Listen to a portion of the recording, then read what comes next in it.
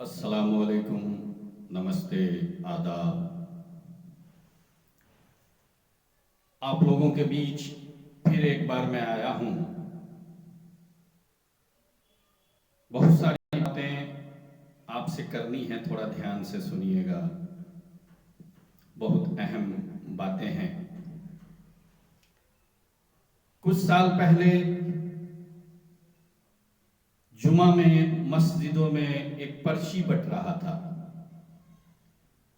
जिसमें लिखा हुआ था कि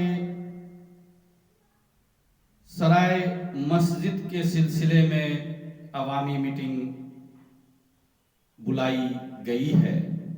अगले हफ्ते आप सभी लोग वहां आए। जब अगला हफ्ता हुआ तो मालूम हुआ कि मीटिंग रद्द कर दी गई है। क्यों रद्द कर दी गई? तो कुछ लोगों ने कहा कि सेटलमेंट हो गया है। हमें नहीं पता क्या मामला था, नहीं था, लेकिन वो रद्द कर दिया गया। किसने बुलाया था नहीं मालूम, किसने रद्द किया नहीं मालूम।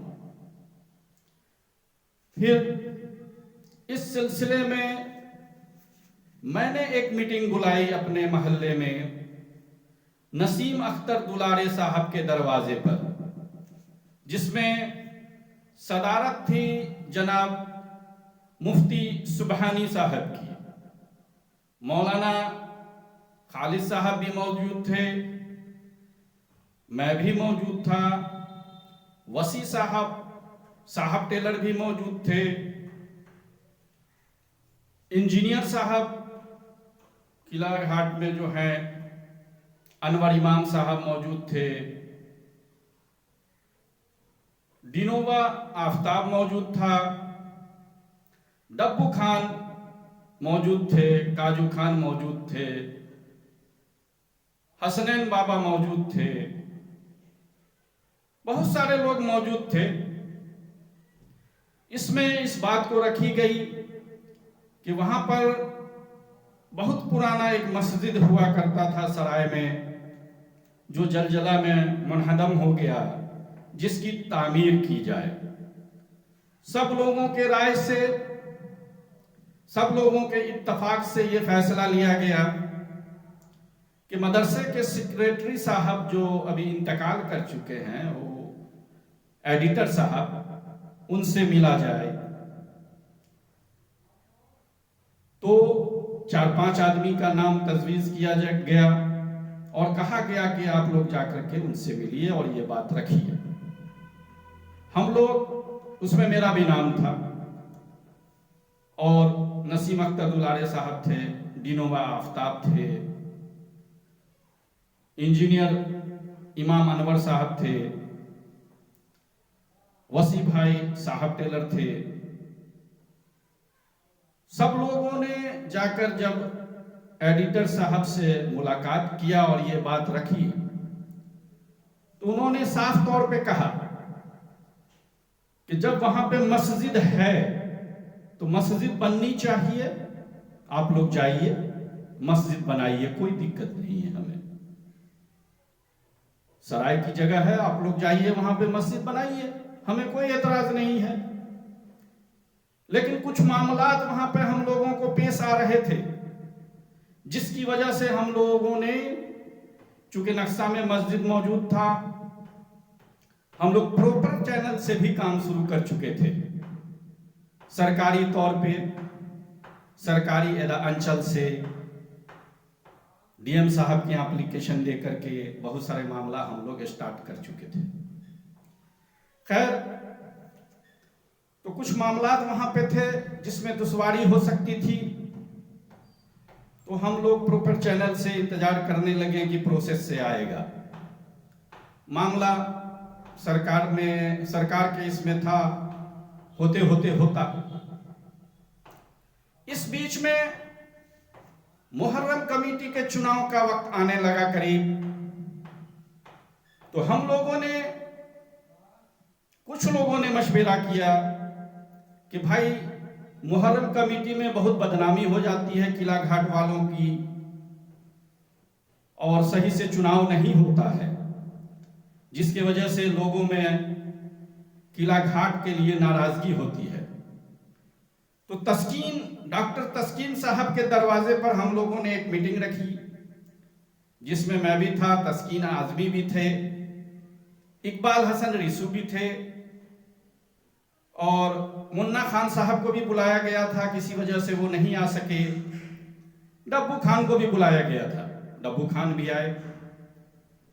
तो उनका कहना था कि भाई इस बार हम खड़े नहीं होंगे, आप लोग जिसको चाहिए जैसे चाहिए चुनाव कर लीजिए, हमें कोई एतराज नहीं है। फिर भी हम लोगों ने उनसे रिक्वेस्ट किया था कि भाई किला घाट वालों की बहुत बदनामी होती है, पूरे दरभंगा शहर से लोग आते हैं और उनको मायूसी का सामना करना पड़ता है। आप लोग कुछ लोग हाथ उठा करके कमेटी बना लेते हैं, ये अच्छी बात नहीं है। तो डब्बू खान ने कहा था कि इस बार ऐसा कुछ नहीं होगा, आप लोग जिस तरह का चाहिए चुनाव कीजिए, करवाइए। हम लोग चुनाव के तरीके में लग गए। हम थे और इकबाल हसन रिसू थे, मुन्ना खान को भी इसमें दावत दी गई थी, वो अपने तौर पे कर रहे थे, और भी लोग थे इसमें। लेकिन चुनाव कराने के टाइम में फिर वही हरकत उन्होंने किया, फिर हाथ उठा लिया, झूठ बोल करके हम लोगों को वहां पर पहुंचा दिया और खुद हाथ उठा लिया। कहा कहते थे कि हम नहीं रहेंगे, लेकिन उन्होंने अपना हाथ उठाया, उसका हाथ, ये बात किसी से छुपी नहीं है। और एक बात आपको उस वक्त का बता देता हूं मैं, उस वक्त उतने जो धोखा दिया था, बदमाशी किया था, तो हमने तस्कीन आजमी और भी हमारे घर के जितने लोग हैं, हमारे जो भी दोस्त हैं, उनको हमने कह रखा था कि देखिए ये आदमी मुनाफिक है, ये वादा करके मुकर जाता है। अगर हमारा इंतकाल होता है तो इस शख्स को अगर हमारे मैयत में आएगा जनाजे की नमाज पढ़ने, तो कालर पकड़ के खींच के बाहर फेंक दीजिएगा इस डब्बू खान को। एकदम ये मेरा वसीयत है, इसको कालर पकड़ के खींच के सरेआम मंजर में लोगों के सामने फेंक दीजिएगा, ये झूठा आदमी है। वो भी मामला आपको याद होगा। फिर मामला मदरसे का आया। भाई हमारा ये मिजाज रहा है कि हमें इलाके की तरक्की चाहिए, इलाका को खुशगवार बनाने में जद्दोजहद में जो लोग लगे रहते हैं उसके साथ हम हो जाते हैं, चाहे वो हमारा दुश्मन ही क्यों ना हो। वार्ड का तो देखा ही आप। फिर भी सब कुछ भूल करके हमको दावत दिया गया कि आइए, मदरसा का मामला है। खैर मदरसा का जो हालात था, बहुत सारी कमियां थी। हमको लगा कि ये शख्स चलिए कहीं इसमें ईमानदारी दिखाएगा, इसमें सही काम करेगा, साथ हो गए। लेकिन जब कमेटी चुनी गई तो इसने कमेटी बदल दिया। फिर भी हम खामोश रहे। कमेटी इनकी बनी, सभी ने इनको मुबारकबादी दिया। लेकिन 2 हफ्ते के अंदर में हमने इनसे दरियाफ्त किया कि भाई वो मस्जिद का जो मामला है, जो हम सरकारी लड़ाई लड़ करके आ रहे हैं, अब तो आप सेक्रेटरी हो गए हैं, तो मस्जिद का जगह निकाल करके दे दीजिए। तो उनका साफ कहना था, हमसे उन्होंने कहा कि भाई मस्जिद निकालेंगे तो हमारा प्लॉट खराब हो जाएगा, मस्जिद कहां पर है हमको पता नहीं। उस दिन मैं वहां से उठा चला गया कि भाई ये तो भाई फिर धोखा दिया, फिर बदमाशी कर रहा है। उसके बाद मैंने सोशल मीडिया में अपना विरोध दर्ज कराना शुरू किया, जिस पर बहुत सारे मामला ऐसे आए जिसमें इसने हमको वार्निंग भी दिया कि आपका चूतर लाल कर देंगे, आपने हमको पहचाना नहीं है। हमने कहा भाई हम भी कोई चूड़ी नहीं पहने हुए हैं। तो ये सब बातें होती रही। इस बीच में मामला बढ़ता गया, हमारा डिमांड जहां था वहीं का वहीं था।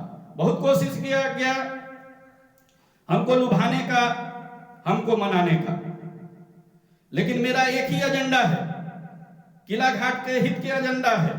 जो लोग किला घाट के हित के लिए काम करेंगे, इदारे के हित के लिए काम करेंगे, मैं उन्हीं के साथ खड़ा हो जाऊंगा उस काम के लिए, चाहे वो मेरा दुश्मन ही क्यों ना हो।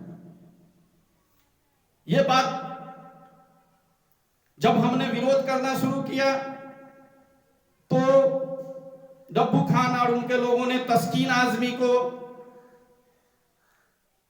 मेरे मुतालिक बात किया कि भाई उनको क्या दिक्कत है, उनको लेकर के आइए, समझाइए उनको।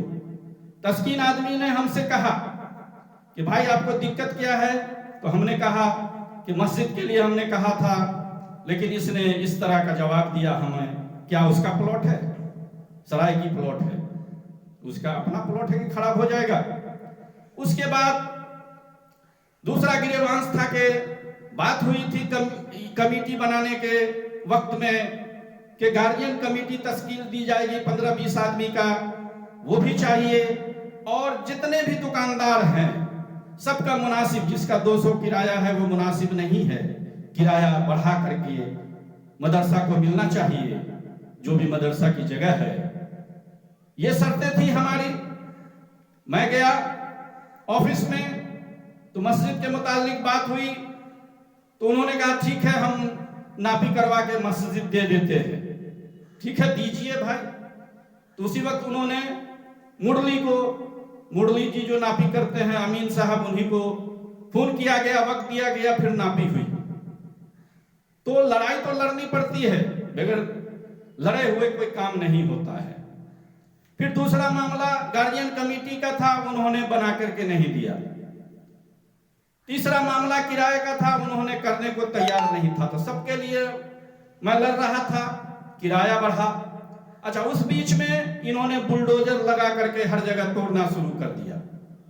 भाई आप क्यों तोड़िएगा बुलडोजर लगा करके? भाई आपको पहले कमेटी बना करके उनसे मशवरा लेना था।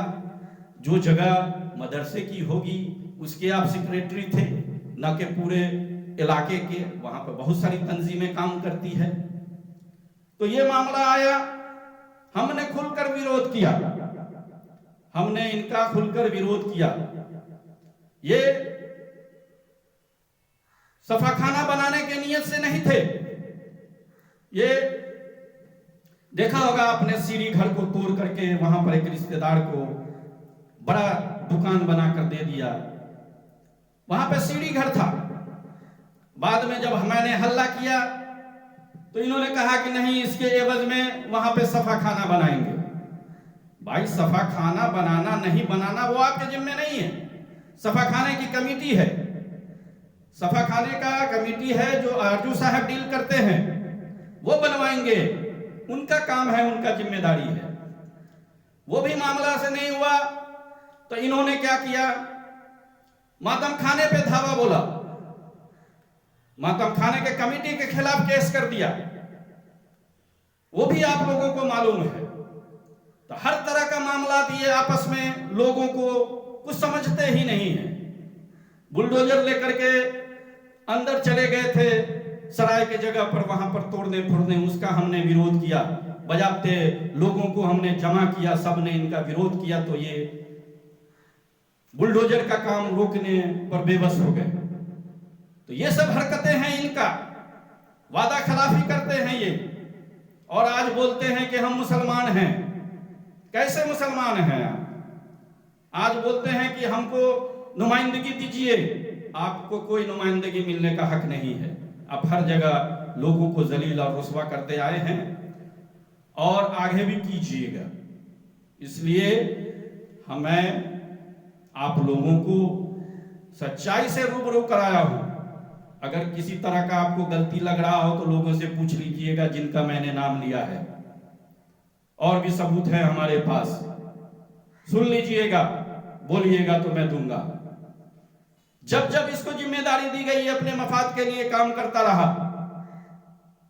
इलाके के लोगों को गाली सुनवाना, इलाके को लोगों को जलील करवाना, यही इसने आज तक किया है। समाज के साथ ये बैठना नहीं चाहता है। एक बार बैठक होने की बात हुई वो उसको भी 1 साल से ऊपर हो गया। ये जिम्मेदारी समी साहब को दिया गया था, कुछ मोहल्ले के लोगों ने बैठक करके उनको दिया गया था कि आप बैठने का उसके साथ टाइम लीजिए अब डब्बू खान से और मसले को दुरुस्त किया जाए, लेकिन वो आज तक टाइम नहीं दिया और न बैठने को तैयार हुआ। तो हमें बहुत कोशिश किया हमने कि आपसी तौर पे बैठ करके, समाज के तौर पर बैठ करके इसका हल हो, हर मामलात का हल हो, लेकिन ये कभी नहीं सुना। इसको ये था कि हम तो डब्बू खान हैं, किसी का भी कुछ भी बिगाड़ लेंगे। भाई ये सब सोचना गलत है। ये सब आपके हाथ में नहीं है किसी का बिगाड़ना, आपके हाथ में किसी का बिगाड़ना नहीं है। तो ये किरदार है इनका। अब आप ही फैसला कीजिए कि मैं कहां पे गलत हूं और कहां पे वो सही है, फिर मैं जवाब दूंगा आपको। अल्लाह हाफिज, धन्यवाद, नमस्ते।